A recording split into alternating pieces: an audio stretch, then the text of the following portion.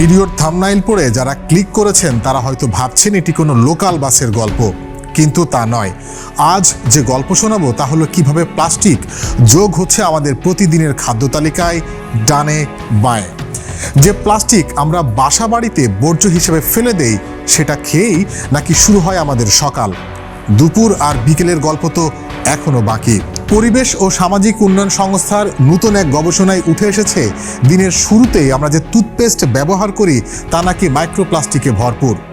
বাংলাদেশে পরীক্ষা করা 34টি টুথপেস্টের মধ্যে 26টিতে রয়েছে মাইক্রোপ্লাস্টিকের উপস্থিতি। প্রতি 100 গ্রাম টুথপেস্টে ক্ষুদ্র প্লাস্টিক কণার সংখ্যা 20 থেকে 320টি পর্যন্ত। শিশুদের জন্য তৈরি 6টি টুথপেস্টের 4টিতেও মাইক্রোপ্লাস্টিক শনাক্ত হয়েছে। মাইক্রোপ্লাস্টিক আসলে কি আর কিভাবেই তা আমাদের খাদ্য তালিকায় যুক্ত হচ্ছে? 5 মিলিমিটার বা তার চেয়ে ছোট প্লাস্টিক কণাকে মাইক্রোপ্লাস্টিক বলা হয়। এগুলি এতই ক্ষুদ্র যে খালি চোখে সাধারণত দেখা যায় না।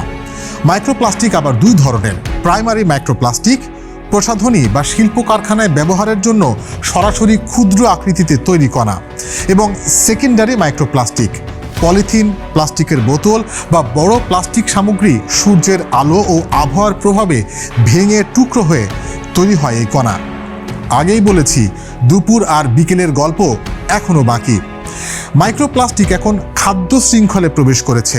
এর অর্থ আমরা যে মাছ, মুরগি, কৃষিপণ্য ও সামুদ্রিক খাবার খাই তাতেই মাইক্রোপ্লাস্টিক মিশে থাকতে পারে।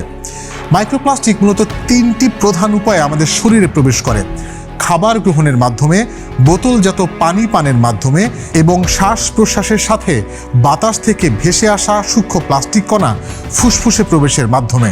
বাংলাদেশ কৃষি বিশ্ববিদ্যালয়ের এক গবেষণায় উঠে এসেছে যে আড়িয়াল বিলে 5 ধরনের মাছে মাইক্রোপ্লাস্টিক পাওয়া গেছে।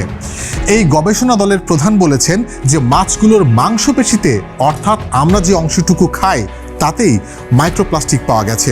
এই গবেষক দলটি ব্রহ্মপুত্র, চলনবিল ও হাওড়া অঞ্চল এবং সমুদ্রের মাছ নিয়ে গবেষণা করেছে, এবং সব জায়গার মাছেই মাইক্রোপ্লাস্টিক রয়েছে।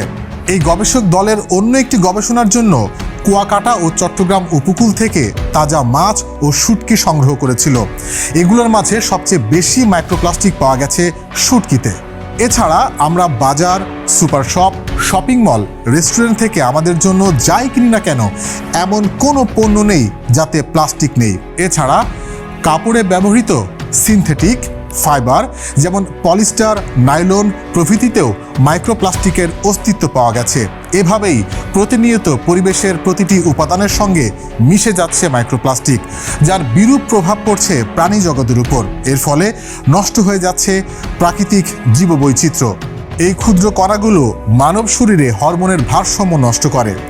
নারীদের ক্ষেত্রে ফাইব্রয়েড, এন্ডোমেট্রিওসিস ও PMOS এর মতো হরমোনজনিত সমস্যা বাড়ায়।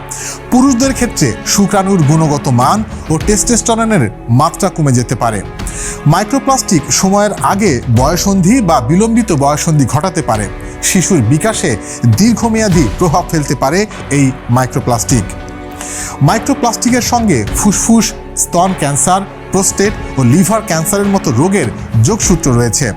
এছাড়া অগ্নাশয়ের ক্যান্সার ও পিত্তনালীর ক্যান্সারের ঝুঁকি বাড়ায় মাইক্রোপ্লাস্টিক।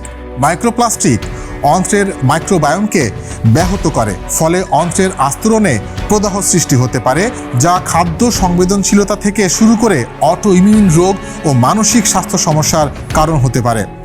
বাংলাদেশে প্লাস্টিকের দূষণ একেবারেই নতুন বিষয়, এবং নির্মাতা ও ভোক্তা কেউই মাইক্রোপ্লাস্টিকের নেতিবাচক প্রভাব সম্পর্কে সচেতন নন। আর তাই মাইক্রোপ্লাস্টিকের দূষণ লোকচক্ষুর অন্তরালে এক ভয়ঙ্কর গতিতে এগিয়ে চলছে। মাইক্রোপ্লাস্টিক দূষণের ভয়াবহ ক্ষতির হাত থেকে নিজেদের রক্ষা করতে হলে জোর দিতে হবে প্লাস্টিক বর্জ্য পুনর্ব্যবহার এবং রিসাইকেলিংয়ের উপর। প্লাস্টিকের বিকল্প হিসাবে জৈবিক প্লাস্টিক ও কাগজ ব্যবহার বাড়াতে হবে। নীল, বেগুনি, লাল ফল এবং সবজিতে অ্যান্থোসায়ানিন থাকে। এটি মাইক্রোপ্লাস্টিকের স্বাস্থ্যগত প্রভাব মোকাবেলায় সাহায্য করতে পারে।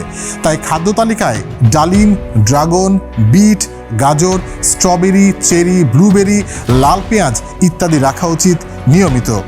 যে প্লাস্টিক আমরা ফেলে দেই সেটি ঘুরে ফিরে আমাদের শরীরে ঢুকছে। আজ না বদলালে কাল অনেক দেরি হয়ে যাবে।